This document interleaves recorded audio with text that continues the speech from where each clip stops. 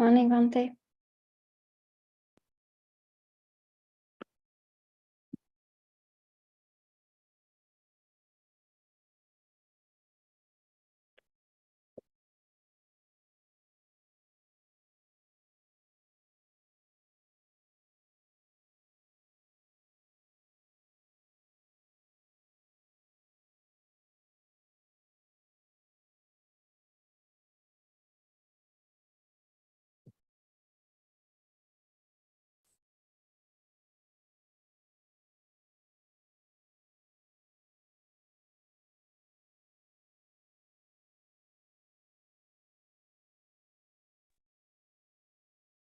Okay, Chaturi, Yes, Bhante. you said last time there were some questions that we didn't. Yes, we asked people to post them again, but maybe people haven't joined yet to ask them again. And so we can ask people to. Okay, here is one question. Could you please clarify the following two questions related to consciousness? Why is consciousness mentioned as one of the elements in Dhatu Vibhanga Sutta? And the second question is, how does consciousness descend to a mother's womb, as you mentioned yesterday, and as mentioned in Mahanidana Sutta? So the first question is, why is consciousness mentioned as one of the elements in Dhatu Vibhanga Sutta? I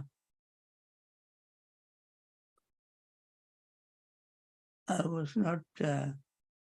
I'll repeat it for you, Bhante.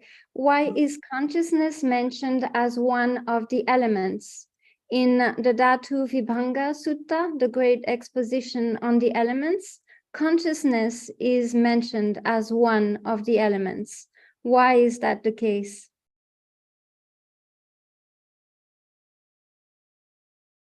Okay. Oh. Why consciousness mentioned As one of the elements in one of Dhatu the Vibhanga elements Sutta. in Dhatu Vibhanga Sutta. Okay. There are 18 elements.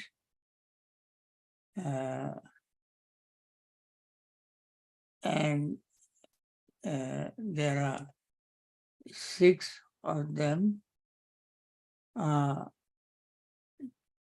Vijnana Dhatu, Sota Vijnana Dhatu, Ghana Vijnana Dhatu, Jiva Vijnana Dhatu, Kaya Vijnana Dhatu, Mano Vijnana Dhatu. So your question is how does consciousness descend to, oh no, that's the second part of the question. That's the second question. The first question is First why is it question one is, of yeah. Yeah, why one of the elements? Yes. You know, the beginning of this life start with the descending of consciousness. And therefore the element is the primary source or root of something. That is why it is called element. For instance, earth element, water element, fire element, and so on. These are the seed, rudimentary state of something. And therefore they are called elements. In the same sense, since life begins with consciousness, consciousness is called elements. This has different names at different times. When it, as you remember in Mahatanna Sankhya Sutta, when Venerable Sati mentioned the same consciousness goes from life to life, Buddha refuted this view and said that it's a wrong view. If you believe in that, then you fall into eternalism. And therefore, Buddha said consciousness is as it arises at a certain point and then disappears, just like anything else. So I consciousness arises, and after that, whatever happens is not called consciousness. There can be feeling, contact, perception, and so on. So consciousness is the name temporarily given to that very particular beginning, and therefore it is called element. Now, your second question is, how does it descend into the mother's womb? How right, does this happen? right. That is when one passes as consciousness has consciousness takes different names. When one passes away, any state has 3 points: rising moment, falling moment, a peak moment, and passing away moment. They are called in Pali Upada Thiti Bhanga. That is when one passes away, the last moment is called Chuti, disappearance. Then the Chuti itself is made up of 3 points: rising moment, peak moment, and passing moment. As soon as it passes away, the next moment begins. That is rising moment, peak moment, and passing away. Upada, Titi, Bhanga. Bhanga means disappearance. Then the next moment arises as a result of the previous moment. So it is not the same previous moment that arises next time, but the results of previous moment arises immediately after that. Therefore, when one passes away, at that very instant, the next moment arises. That is called Patisandhi Vijnana. Reconnecting, joining, Sandhi means joining, moment. So, how it happens is not something that we can explain. Only one like Buddha can explain it clearly, because he has Chutupapata Jnana, a special knowledge that he gained on the night he attained enlightenment, especially in the second watch of his attainment of enlightenment. First watch was, during the first watch, he gained the knowledge of seeing his own previous lives, many countless eons of previous lives. And then in the second watch, he gained the knowledge of seeing other beings dying and taking rebirth after they are dead. Now, this knowledge only the Buddha could get. Nobody else can get. The Buddha is a very, very special being, unique being, rare being, who come to Buddhahood through eons and eons of practice. And therefore he had this special knowledge. With this knowledge he saw beings dying and taking rebirth. With this knowledge, he saw being consciousness uh, taking place uh, in the next life. That is the way how it happens, we cannot explain. What we do now is trusting the Buddha and accepting what he explained. Okay? Thank you, Bhante. The next question has to do with sila. For example, when we take antibiotics or we cut down trees, does this constitute the first precept in sila, not to kill? Is this considered a violation of sila, taking antibiotics or cutting trees? Now, this is another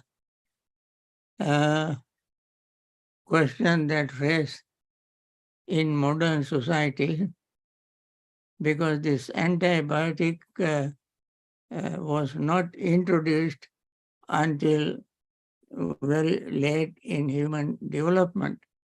In the Buddha's time, we never heard somebody taking antibiotic. They took some other precautions and some medicines to cure. And then, of course, when they take some medicine to cleanse your bowels, perhaps some bacteria might die. That might have happened in the Buddha's time. And this is a way of thinking in extremity. You go to extreme non-violence, extreme. That is what Jains, who believe in Jainism, Mahavira's religion, they believe it. They believe that even if you drink water, you kill living beings. So they did not want to drink cold water. They wanted to drink hot water. Of course, for hygienic reason, drinking hot water is okay, but not for any ethical reason. Anyway, they had this kind of extreme views, extreme beliefs. Buddha avoided all these extremes, eternalism, nihilism, and self-mortification and self-indulgence and so forth. There are various extremes. Buddha avoided this extreme and taught the Dhamma in the middle, using the middle path. So we don't have any intention of killing any living beings when we take antibiotic. There has to be 5 conditions to fulfill killing. That means there has to be a being and knowledge that it is a being. Third is using a method. Fourth is using that particular method. And fifth is intention. When we take antibiotic, we don't see any living being. We don't see. We simply suspect there are living beings. You have to have a very powerful microscope to see what you call this, bacteria. Now, using artificial means like this, you can see bacteria. Normally, people don't suspect that there are living beings in the stomach Of course, when we take into very extreme views, every cell is a living being, living cell. Even our body cells can die when we take a certain medicine. So therefore, the Buddha did not go into that kind of extremes. And moreover, we don't fulfill all the 5 conditions when we take antibiotic. Our intention is to get rid of our sickness. For instance, you have pneumonia. We have to take some antibiotic.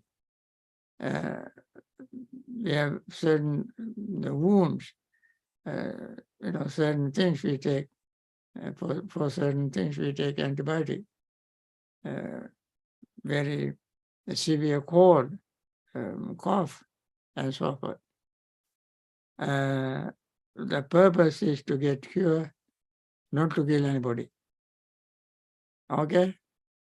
Thank you, Bhante. The next question is, are sudden life-threatening illnesses, such as a heart attack, is this due to karma? If it's not due to karma, which niyama is this caused by? Utu niyama or bija niyama? So life-threatening diseases, are they due to karma? Okay.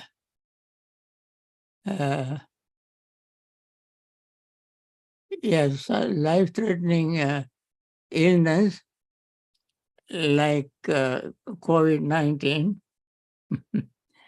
COVID-19 is life-threatening illness. I mean, if anybody is infected, attacked by this, and you mentioned heart attacks. Heart attack is, we don't think heart attack is a cause of karma. In a way, you have to be very unmindful in your behavior. Even if you are mindful, when we take certain food, there are many reasons for heart attack. We don't know. I myself don't know. There are many reasons for heart attack. Some people live a very healthy life and still may have heart attack. And it is not easy for me to tell, or cannot tell directly with certainty, that certain diseases like heart attack are the results of karma. In Girimananda Sutta, there are about 41 reasons, kind of sicknesses mentioned. Only one of them is karma, like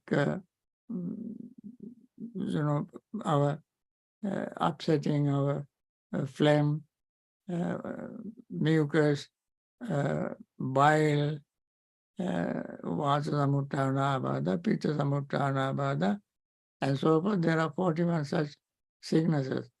Boil, fistula, and due to cold, heat, and so forth. Various reasons are there for getting sick. One of them is only due to karma. Now, according to the niyamas,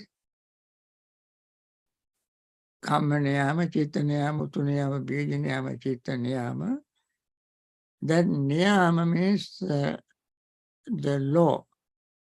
Karma has its own law of karma. Seed has its own law, that is biology, botany, and so forth. They grow in certain way. Those plants that grow from the stalk of the tree, that is how they grow. For instance, tapioca. Tapioca, or you can grow from the stem, from the, not the root.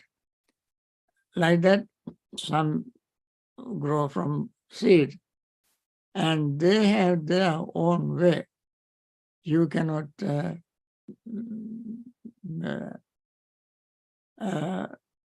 find out some other way to make them happen, make them grow or germinate. And that is what for instance, utuniyama. Utuniyama means seasonal changes. When the sun and the earth, because of the earth's movements, when the earth it is tilted about 23 degrees maybe away from the sun.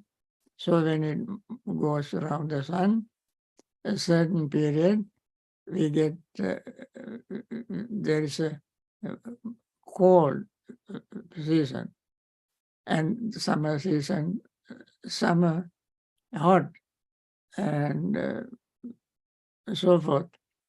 And these are happening according to the law of what you call universal law, Utu, season. And they all are not karma. Karma has its own way. For instance, when one commits something intentionally with greed, hatred, and delusion, that has unpleasant results, painful results. That is the nature of karma. There is a karma niyama, law of karma. Nobody intervene in executing karma. That happens dependently, according to dependent origination. Similarly, when someone does something with pure heart, without greed, without hatred, without delusion, the results would be very pleasant. And this pleasant result is not given to the person by somebody else, but it happens according to the law of karma. That is called karma niyama. So we have to find out the way how the mind operates and how we let our mind become impure and unclean. As we know, the mind is originally luminous, which is polluted by adventitious defilements. And if we are not mindful, then we let the mind be filled with defilements. And then with the defiled state of mind, we do certain things. And then we have to take certain result according to that deed. That is karma niyama. It has its own way of operating without any other individual's interference. Okay, next question. The next question is points to the connection between rupa contact nourishment and wholesome karma. Is there a way that rupa contact nourishment indicates the presence of wholesome karma? For example, when you're eating and you know you have enough, there is a contact that tells you have enough. Is there a connection between contact nourishment and wholesome karma?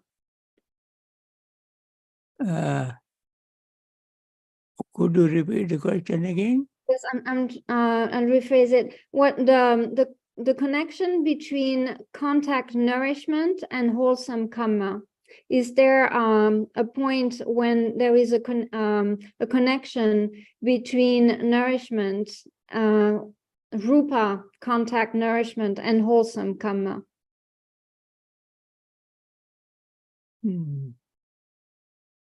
Probably I don't hear.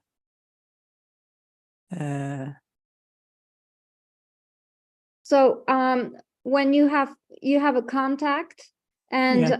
there is nourishment, is there a point where there is a connection to wholesome karma?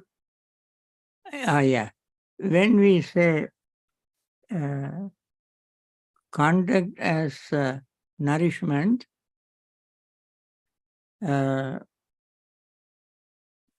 then we don't qualify whether the nourishment is wholesome or unwholesome.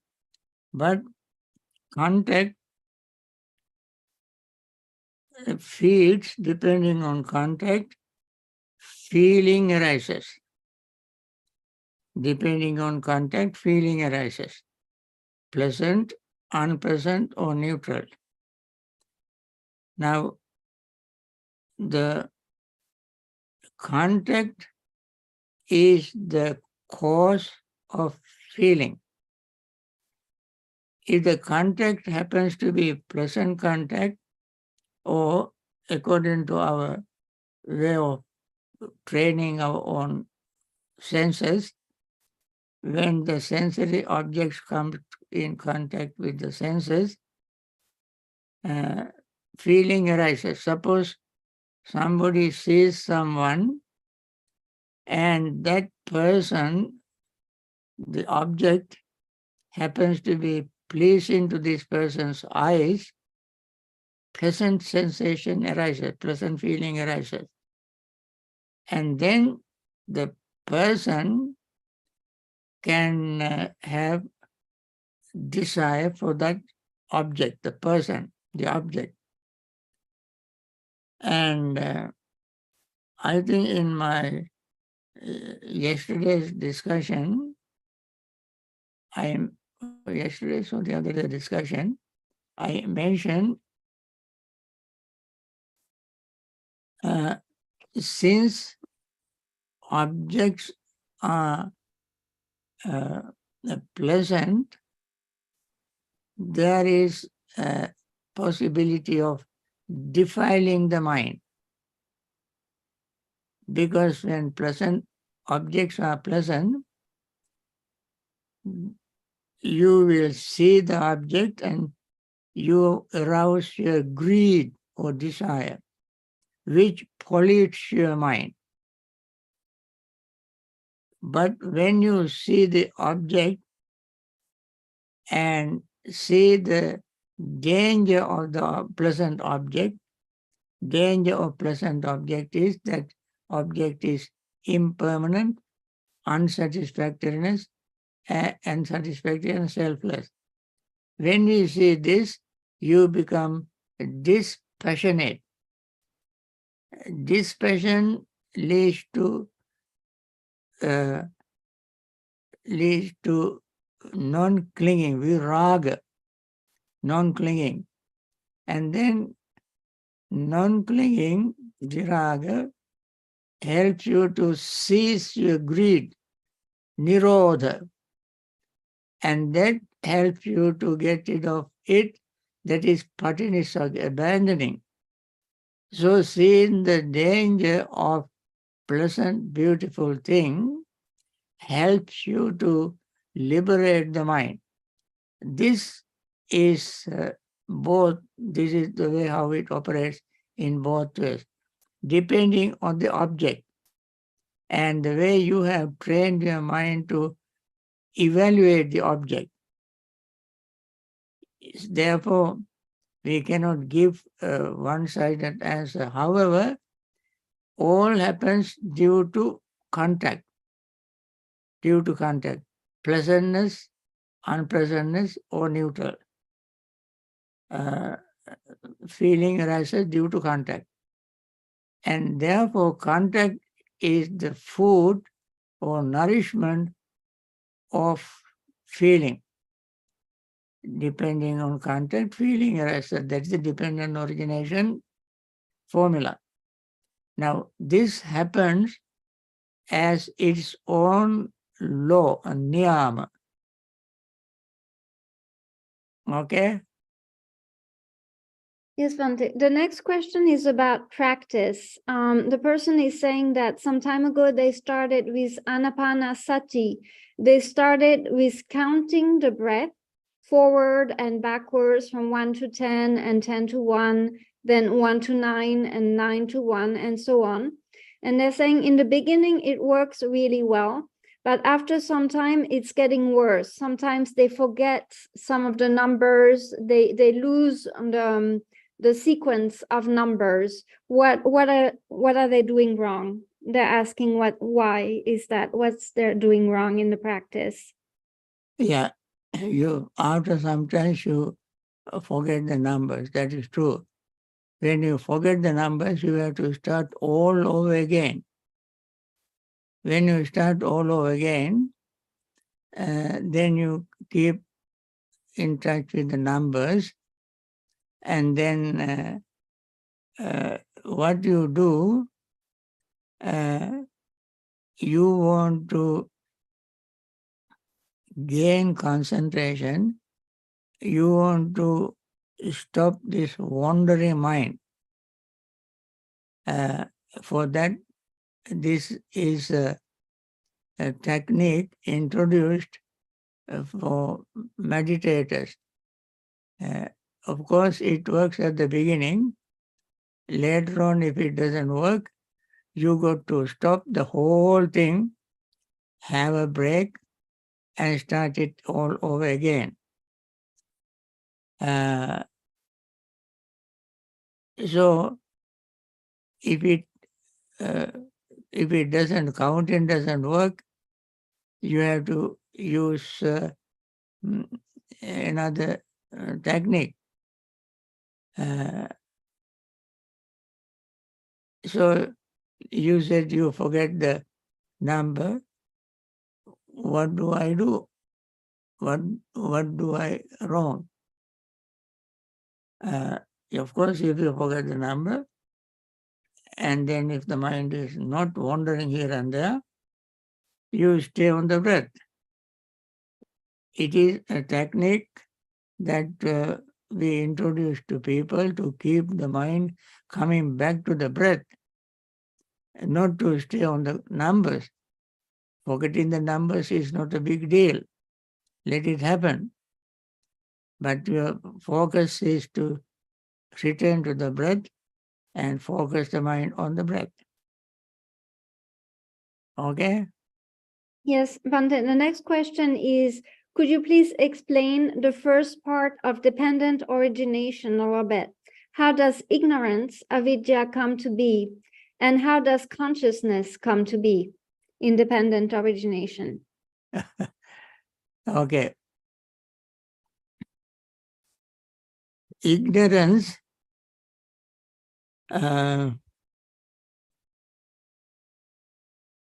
doesn't have a beginning.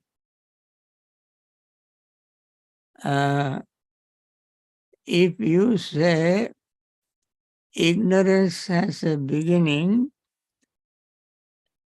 in time, then you might ask, what was before ignorance came into existence? Was there enlightenment? And then ignorance came after that? And therefore, don't try to find the way how ignorance came into existence.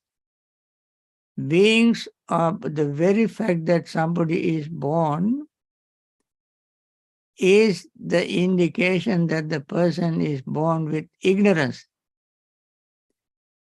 Nobody is born with enlightenment. After enlightenment, you will not be born anyway.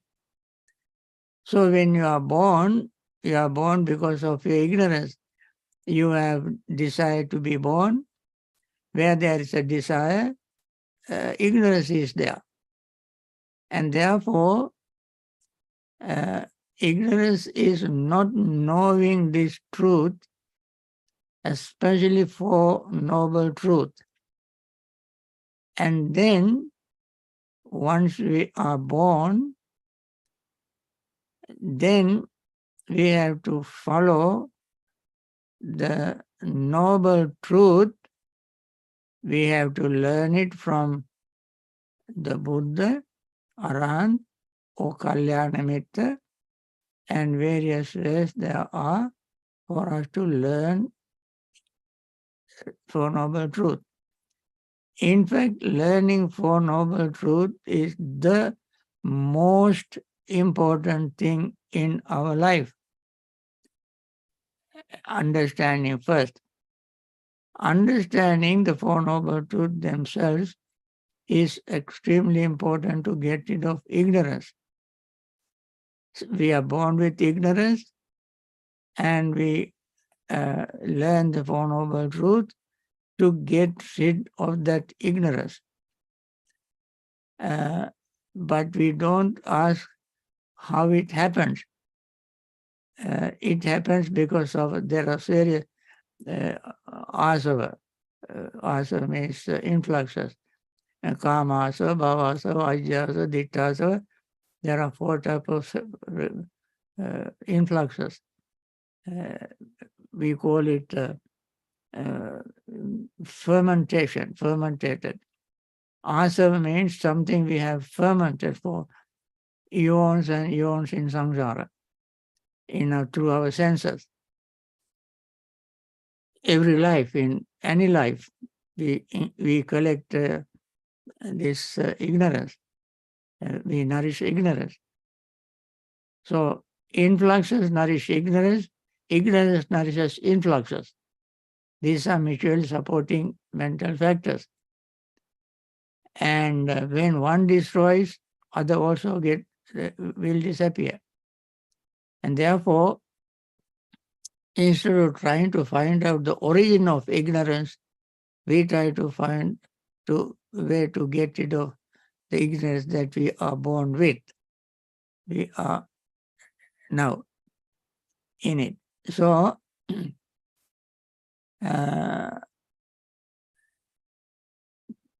we normally think impermanence as permanence. That is ignorance. Now, nobody asks us to see impermanence as permanence. That's what we believe. And unsatisfactoriness as satisfactoriness. Dukkha, sukha sanya. Dukkha means unsatisfactory. What is unsatisfactory? As no self. So these 3 things, impermanence we see as permanent, unsatisfactoriness we see as satisfactoriness, non-self we see as self. This is due to ignorance. And therefore, we have to learn to understand impermanence as impermanence. I think it is extremely important for us to understand impermanence. I advise you to read my last book, Impermanence in Plain English. There I have explained impermanence to some extent too. And when we understand impermanence from our own personal experience in our personal life, then we learn to get rid of our avidya, ignorance. That is a very, very big subject. Anyway, we are just answering this question, not giving the full answer. This is just scratching the surface. Okay, next question. We don't have another Dhamma question. There's okay. There's also a question about this book. If there is access of the book for free online. The book on impermanence in plain English. People are asking where it is available. I think it's available in the bookstores now. I'm not sure if it's on Amazon yet. I think it is available in Amazon. We got some copies at our place, Bhavana Society. Anybody can get it from Amazon. I On think, Amazon. friends, it is a good time to have a break, and we have a few minutes to meditate. And therefore, if you have any more questions, we can ask them next Sunday. For now, we end this session and then we start our meditation. Normally, we do meditation every Sunday a little bit. And I like you all to join me. Where is that?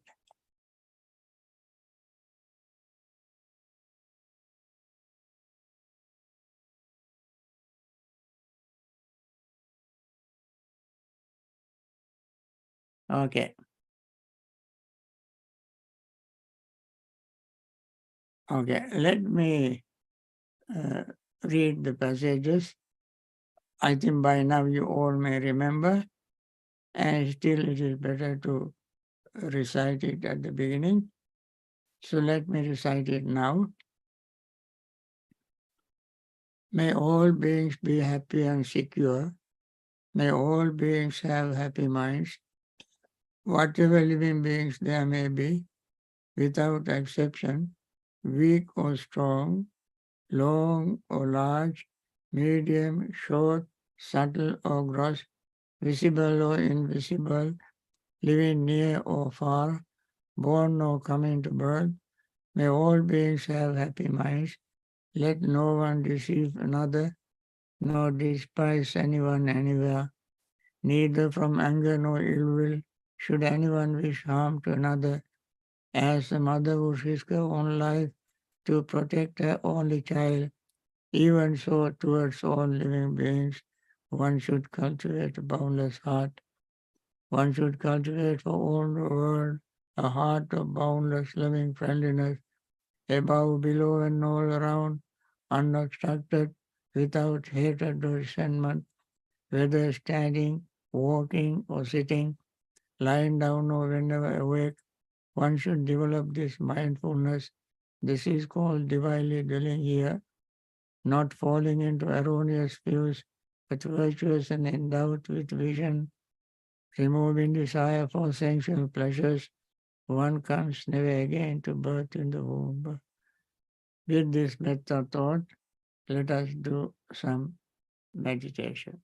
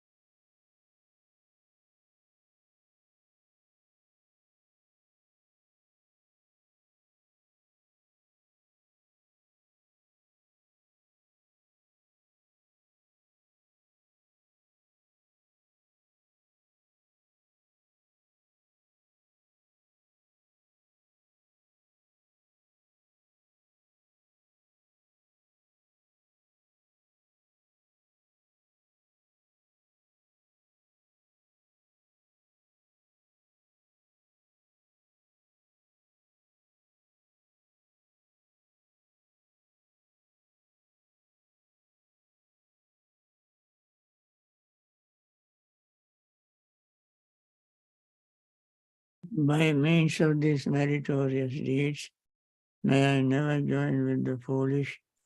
May I join always with the wise until the time I attain Bhavana. May the suffering be free from suffering. May the fear-struck be free from fear.